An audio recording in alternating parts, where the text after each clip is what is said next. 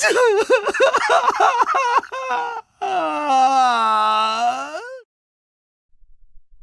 and Untitled.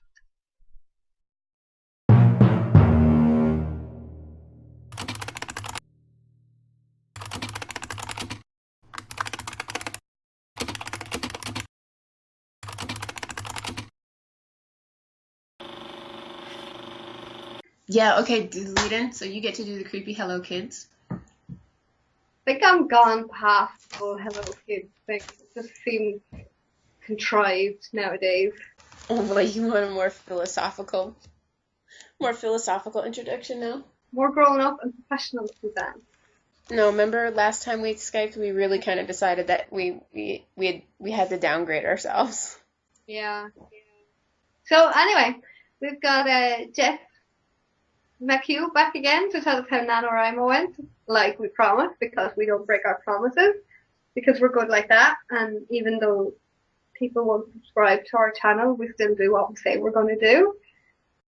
I'm privy to some information that it was a success and not a success. Stay tuned to find out more. Are you going to try and get her husband to come on naked again?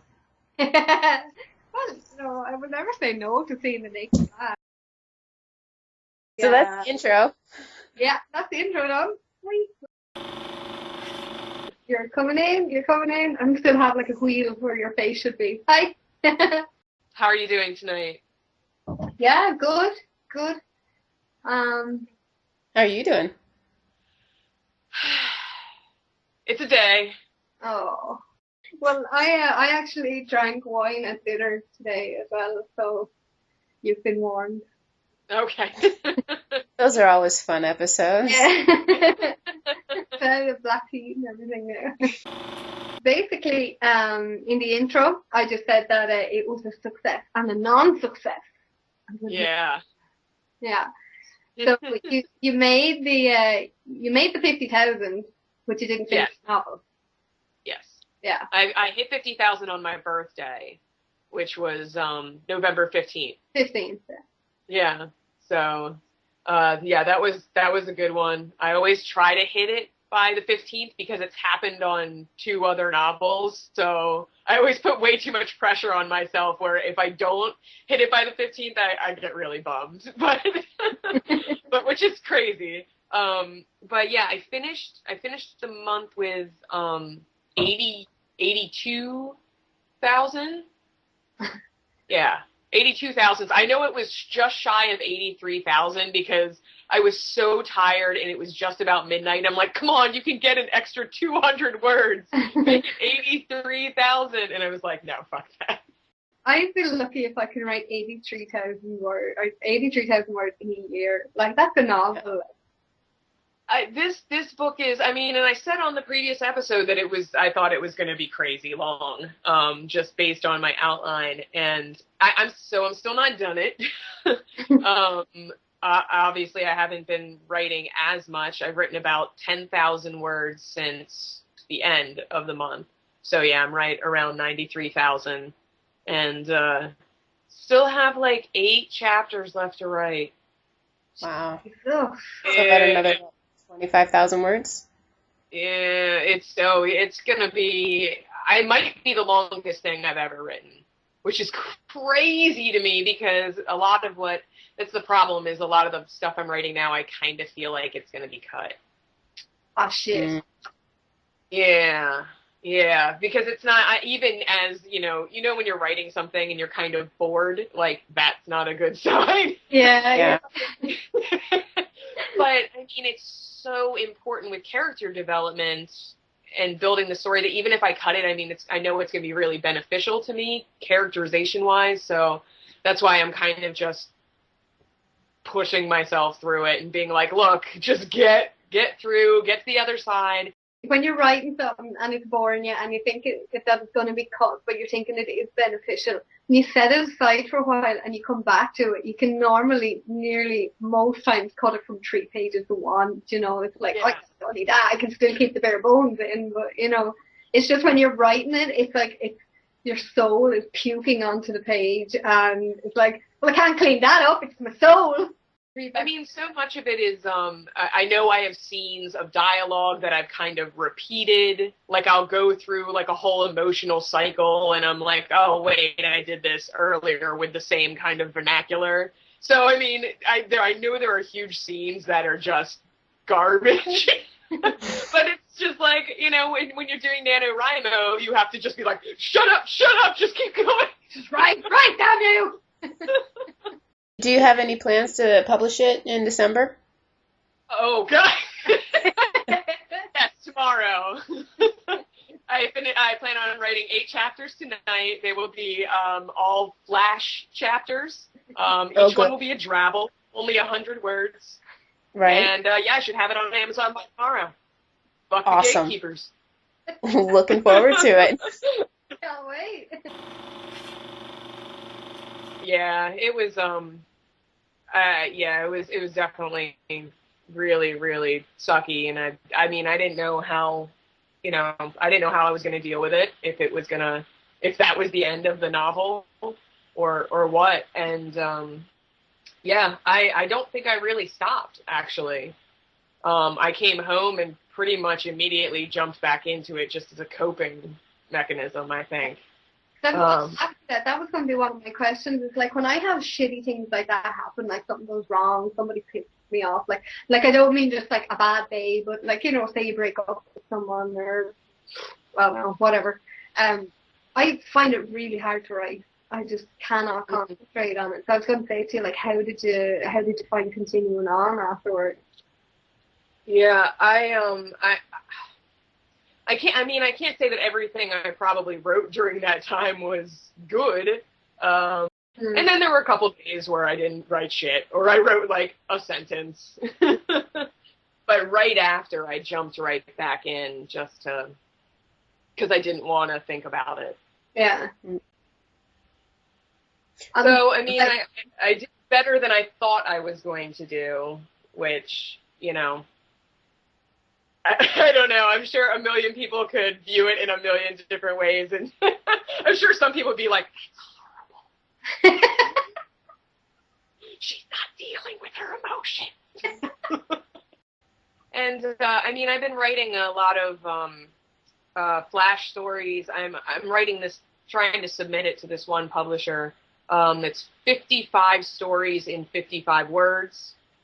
So I've been doing that, and I feel that is a really therapeutic way to get out like a burst of pain, like really quickly, and like weave a story around it. Like it's been so much fun. Which is probably the nerdiest thing I could probably ever say. Guys, it's really fun writing a word, only 55 word story, 55 words long. So much fun. I love it. Hard work is fun. I tried to write a travel as well, you know. And what I do is I just kind of write it, and it ends up like 400 words, and then I try hack it down, and it's so much fun to be able to do that. It's such a learning curve, isn't it? Like to be able to see, well, that word can go, that can go, that can go, that can go, and I'm like, well, why did they even put them in the first place? You know, well, you know what I found for the 55-word stories, and this will probably work for a drabble too, but for that I make 11 lines, so I know I can do 5 words per line. Okay. So I basically, and I kind of craft it like a poem. Yeah. So I do like one draft, and then I'll go through, and by the end I can kind of see where I want the story to go and be like, okay, well, I know I want this last line. That means I'm going to have to cut something up here. So then it's just almost like putting a puzzle together. Kind of. I don't know. It's definitely been something new and challenging, but it's super fun. I love writing flash fiction, and I never thought I would. And I love writing it because it's just like, story done, move on, next thing, please. Yeah. 3 fucking years for a novel or whatever. That's the best when, like, I just, you know, I have a good day of inspirato with those stories. I'm like, I wrote 7 stories today. But they're like 55 words each. But, like, you can write with so few words. Like, I wrote one that was from the perspective of the little boy who gets stabbed by Patrick Bateman in the zoo in American Psycho. Like, it's just, I've just been picking, like, the most random things. I'm like, okay. That's a cool idea, actually. I started working on something like that in that I have, like, these 3 novels I'm writing. I'm done with one. Well, I'm done with 2, and I need to finish editing the second one. But it's like there was all these little characters throughout the stories where I was like, he's a very interesting character. And I've actually decided now that I've written like the outlines for about 13 like short stories to come off the novels, like, or to come out with something like that, with just small things like what was happening in the background. Okay. I love writing short stories that are like characters from my universe, but like, you know, in a different situation or something. I mean, there's one that was like released in a Christmas thing that Red Tash put together a few years ago. That's Avery Norton from Rabbits in the Garden, and it's her first Christmas in Taunton Asylum. The best thing about it is that it's like people who know Rabbits in the Garden or who have followed what will be a series will be like really stoked to find the short story nowhere, you know, in the middle of fucking nowhere. It's like, oh my god, it's like the same character. But then it can be standalone as well, you know, and it's kind of like a little hats off to the fans as well, in a way, you know, like an Easter egg. Well, remakes are tough because a lot of times they'll be like, okay, well, you need this particular plot point or this particular character trait to manifest earlier in the book and have it evolve. So you almost have to like have each page laid out in front of you so you can find a convenient place that makes sense. Don't you feel like it would be so awesome if we were just like a little bit ahead in the future and we could just be like, phew, and like throwing stuff around the room, like this goes here, this goes here. Exactly. Like in Minority Report when he's like boom, boom, boom, boom. Yeah, like, yeah. I that book. Like, okay, here we go. Yeah, all right, fine, it's good. Little wooden ball floating in the water. With the kids that I work with, I may not be the best like instructor in the world, but whenever they are like, I'm stuck in a scene, and I'm like, that's cool. Let's go to the whiteboard. And it was like, tell me exactly, you know, where you are right now. Let's list the characters out, what we know about them at this point, where they need to be.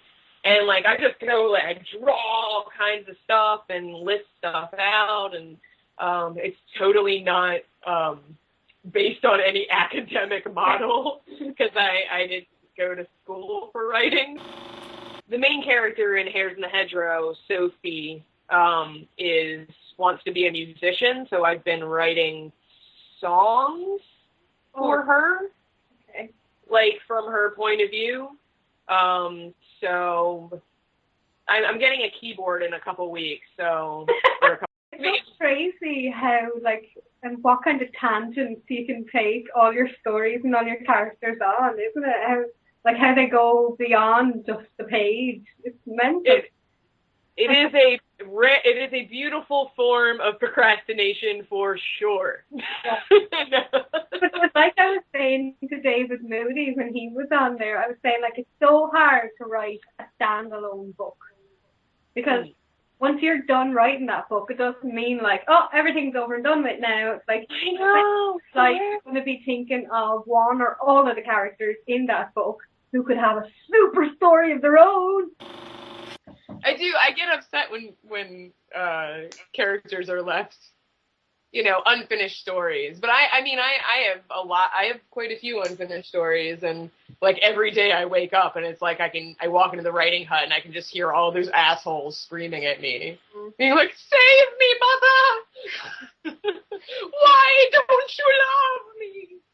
That never happens with me because I'm so goddamn OCD. When I start something, I have to fucking finish it. Even if I'm writing it and I know this is going nowhere other than just to be burned and danced around it while I'm wearing my shaman outfit, like, and that's the only place this is going now, huh? But no, have to finish it off.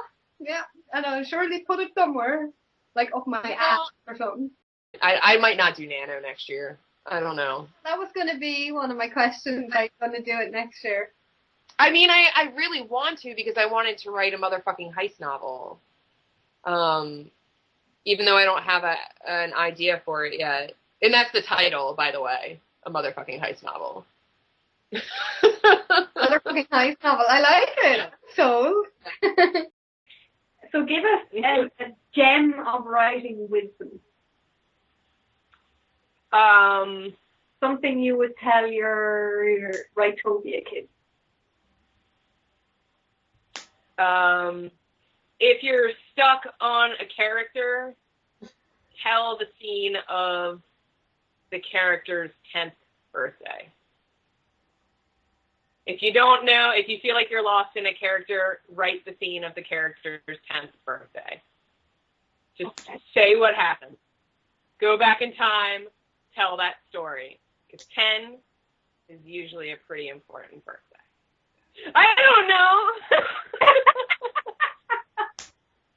Also, if you're stuck, leave the room. I feel like people, like, they get stuck in, writer's block or whatever, and then they just close the book and leave the room. The point is to leave the room and then open the book in a new room. Okay. And refresh yourself. Okay. We needed to clear something up first. Man buns, yes or no? I like me a man bun. I like me a man bun. One Emma, Suzanne, nil. We're up. Are you writing down the score, Suzanne? Yeah, I'm keeping score. What's the tally? Are we pro man bun? On nil. This is the first You're the time first we've- person. I'm setting it. I just get upset when, like, a guy's man bun looks better than, like, my hair. Like, I'm like, I'll put it up and it'll look like shitty. And dude's like, yeah. but I'm not a big, like, beardy person. But, like, if I see a dude with a big beard and, like, a bun or something and it looks good,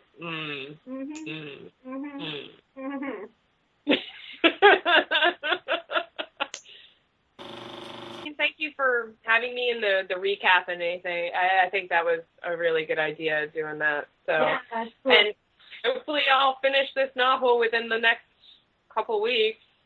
All right. I need to. All right. Go spend time with your husband. Bye. Okay. All right, guys. Bye. Have a good night. You too. You too. Bye. Say hi to Dave. I will. The more people we've been talking to, like our first episode was about outlines, wasn't it? Or something like that. And then we talked like to David and we talked to like a few other people and we talked to Jeff.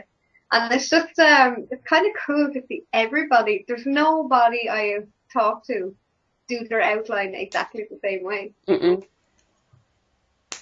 And that's kind of cool. So, like, I mean, it's like there's no right or wrong way. Yeah, exactly. I think that should actually be like if we ever do like a list of like, what we've learned from doing these interviews and talks, like number 1 should be do what works for you. Yeah. Like, I mean, the main emphasis is you need an outline, but however you do your outline, that's up to you. Whatever floats your boat. Go backwards like David Moody. You can be really meticulous like Jessica. You can be OCD like Emma. You can be like Suzanne and do one and then not follow it at all. Yeah. So, like, yeah. But it's kind of like what Jess was saying, that, like, she gets stuck and she doesn't know where her characters are going, so she has the big whiteboard and she just scribbles shit like that. And that's what your outline does for you. It gets your brain in focus. It lets you figure out where the story is going, where the characters are going, and from there you can write the story.